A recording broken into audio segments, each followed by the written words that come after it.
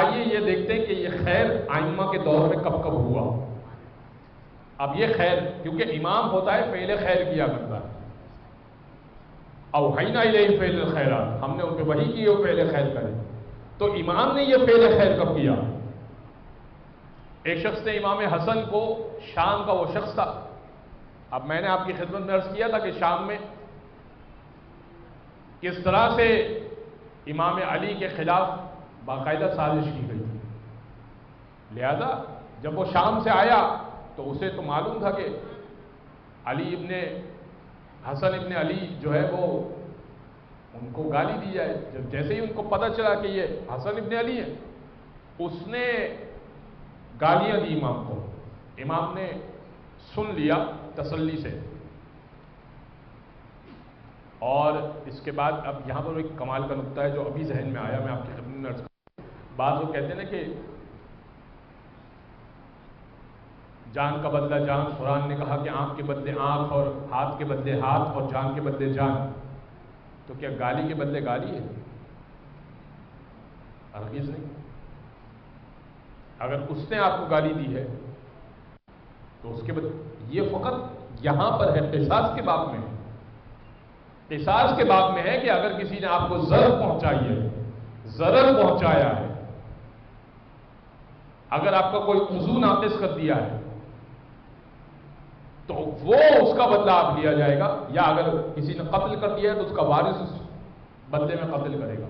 یہ آیت یہیں تک ہے محدود،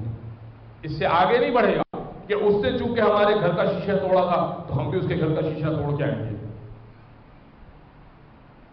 اس نے ہمارے گھر میں آگ لگائی ہے تو ہم بھی اس کے گھر میں آگ لگا دیں گے، نہیں، یہ یہاں تک نہیں ہے یہ بات۔ لہذا گالی کے بدلے جواب گالی نہیں ہے۔ امام حسن کا واقعہ اپنی خدمت میں پیش کرتا ہوں۔ اس نے جب گالی دی تو امام نے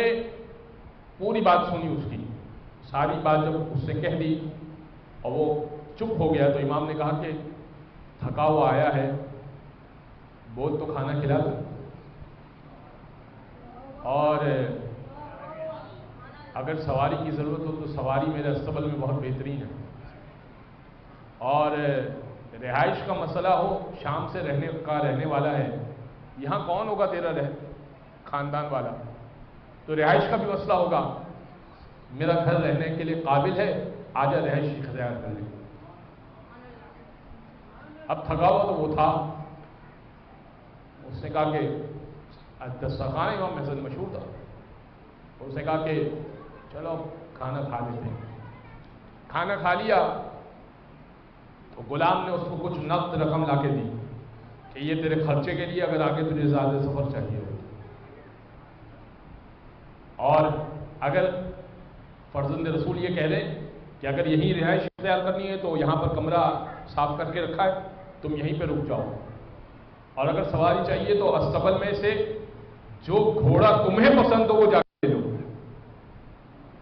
بھائی جو گاڑی تمہیں پسند ہو وہ اٹھا لو۔ اس نے کہا کہ مجھے اپنے امام سے ملواؤ۔ اس نے کہا کہ لا الہ الا اللہ محمد رسول اللہ واشہد انک خلیفۃ رسول اللہ، میں اللہ کی وحدانیت کی گواہی دیتا ہوں، محمد مصطفیٰ کی رسالت کی گواہی دیتا ہوں، اور اس بات کی گواہی دیتا ہوں کہ آپ اللہ کے رسول کے خلیفہ ہیں۔ اور پھر فرمایا اللہ یعلم حیث یجعل رسالہ، اللہ جانتا ہے کہ اپنی رسالت کو کس گھر میں اتارا کرے، اللہ جانتا ہے کہ اپنی رسالت کو کس گھر میں اتارا کرے۔